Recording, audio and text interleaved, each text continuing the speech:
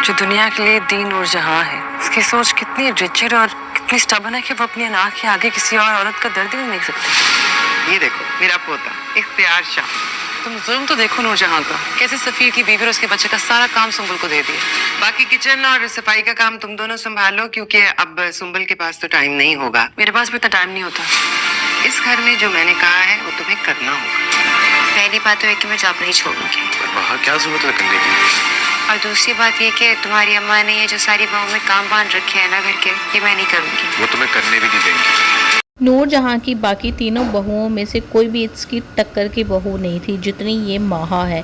अब ये आके इसको ऐसा सबक सिखाएगी कि नूरजहां भी सीधे तीर की तरह हो जाएगी।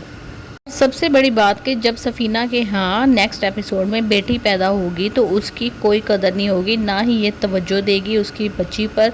तो फिर उसका शौहर ज़रूर कहेगा अपनी माँ को कि मेरी भी तो आखिर ये बच्ची है, मेरी भी तो ये औलाद है। जिस तरह से आप सफ़ीर की औलाद को इतनी इम्पोर्टेंस दे रही हैं सिर्फ लड़का होने की वजह से, तो अगर लड़की है लेकिन हमारे ख़ानदान की ये बच्ची है, हमारी फैमिली का हिस्सा है, फिर आप क्यों ये ज़्यादती कर रही हैं।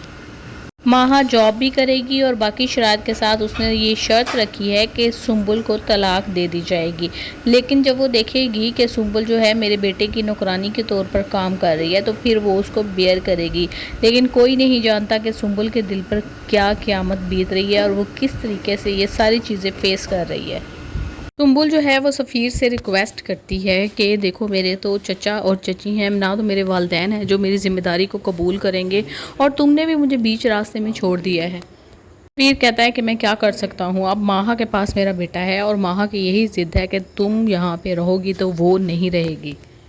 माहा एक इंतहाई चालाक और शातिर लड़की है। वो कहती है कि मेरे बेटे के ऊपर सफ़ीर तुम्हारी माँ का साया भी नहीं पड़ना चाहिए, क्योंकि मैं नहीं चाहती कि मेरे बेटे की तरबियत भी तुम लोगों जैसी हो कि जो तुम्हारी माँ कहे वो उसी तरह से आंखें बंद करके उस पर अमल करे और उसका अपना कोई पॉइंट ऑफ व्यू और राय हो ही ना। नहीं, मैं चाहती हूँ कि मेरा बेटा कॉन्फिडेंटली हो और उसकी अपनी एक राय हो, अपने एक फ़ैसला हो।